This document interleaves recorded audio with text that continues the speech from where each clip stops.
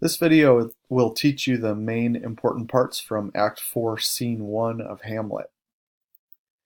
The scene starts with Claudius and Gertrude and Rosencrantz together, and the king says, "There's matter in these sighs, these profound heaves. You must translate. 'Tis fit we understand them. Where is your son?" What he's saying is basically to Gertrude, he says that your sighs, the way you're breathing, tells us that something's up, and you have to tell us what all of this body language actually means because we can't understand it. And this is kind of interesting if you think about the context of the play. We just had the play within the play, and there we saw that Hamlet and Horatio were able to find the truth because they were able to read it in Claudius's body language. So can you discover the truth in body language? Claudius here says, oh, you can't really know what's going on with somebody, but Hamlet and Horatio are deciding to act based on the king's body language. Gertrude then basically says that she'd like to talk to the king alone, so Rosencrantz and Guildenstern leave, and Claudius asks, "What, Gertrude, how does Hamlet? How's your son?" Gertrude says, "Mad as the sea and wind when they both contend which is the mightier." So he's as crazy as the sea and the wind when they're fighting against each other in a storm to show which one has more power. In his lawless fit, behind the arras, hearing something stir, whips out his rapier, cries, "A rat, a rat!" and in this brainish apprehension kills the unseen good man. So in his lawless fit means in his behavior, the way he was acting, which was not following the law. So in his reckless behavior, behind the curtain he heard something stir, so he pulled out his sword, cried, a rat," and in this brainish apprehension means with his brain being apprehended or taken over by something, he killed the good man he couldn't see. And Claudius would know that that's Polonius because Claudius and Polonius were in on the plot together. So Claudius said, "It had been so with us had we been there." You have to remember that Claudius the king uses the royal we.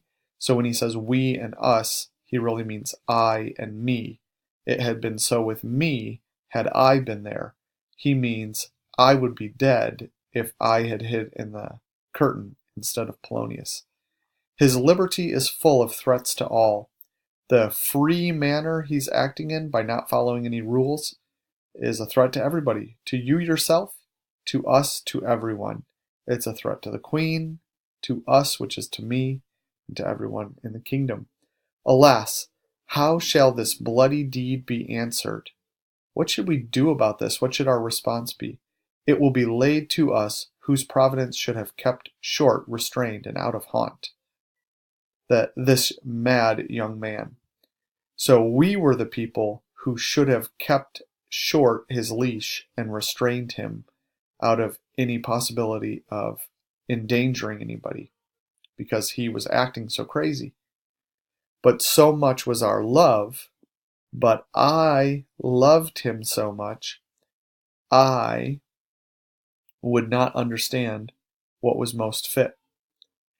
So basically, Claudius says, well, the whole problem here was that I just love Hamlet so much. So when he was acting crazy, I wouldn't stop him or lock him away or give him any punishment because I just love him so much.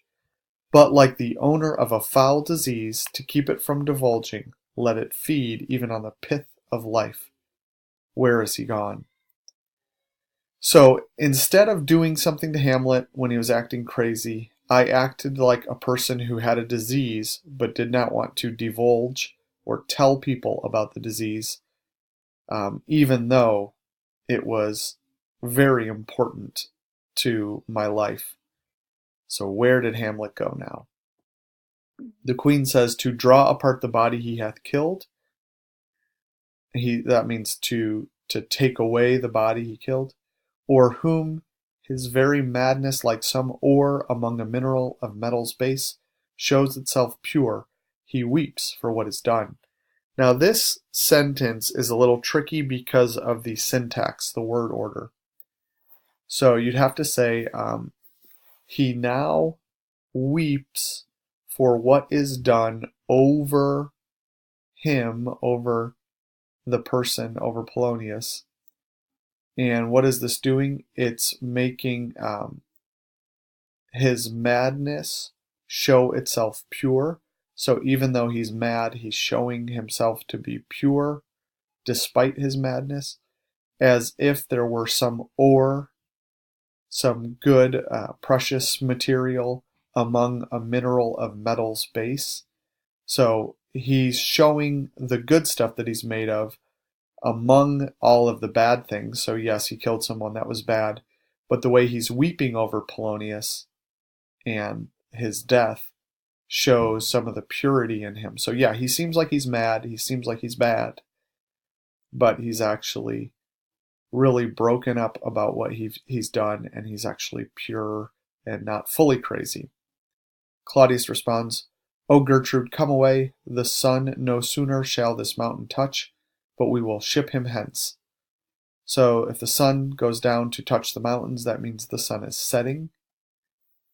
And so he said, the sun's about to set, and we are about to ship Hamlet away. We're about to send him off. And this vile deed we must with all our majesty and skill both countenance and excuse. So there he says, the vile deed, the murder, we must, I the king, must, with all my majesty and skill, with all the ability that I have, I must countenance or face and excuse the vile deed. So I, the king, must face up to this murder and use all of my skills to excuse the murder. Ho, Guildenstern. So why does Claudius have to excuse this? Well, it's his stepson. He can't really punish him publicly. And also, it's his wife's son. It probably wouldn't be so good for their relationship if he sent Hamlet to prison or murdered him or did any retaliation to Hamlet. So he decides, we're just going to have to face the nation and excuse him. Then Rosencrantz and Guildenstern come back in, and Claudius continues to speak. He says, "Friends both, go join you with some further aid. Get some help, guys. Hamlet in madness hath Polonius slain, and from his mother's closet hath he dragged him." Hamlet killed Polonius, took him out of his mother's closet, his mother's bedroom. "Go seek him out, speak fair, and bring the body into the chapel. So find him, be nice to him, talk nicely to him, and take the body to the chapel. I pray you haste in this." Then they leave to go do that, and Claudius continues to speak to Gertrude. "Come, Gertrude, we'll call up our wisest friends, and let them know both what we mean to do and what's untimely done. Oh, come away, my soul is full of discord and dismay." So they're going to try to get some help to figure out exactly how to do this, and to get some advice and tell them what they're going to do. But you see again a little bit of the vulnerability of Claudius, where he says, "My soul is full of discord and dismay." He truly does seem to be kind of stuck in a hard place. He's shown his guilt before. He admitted to the audience what he had done. And again, he's kind of laying bare the fact that he doesn't have it all together. That's the end of Act 4, Scene 1. I hope this helps you understand what's going on.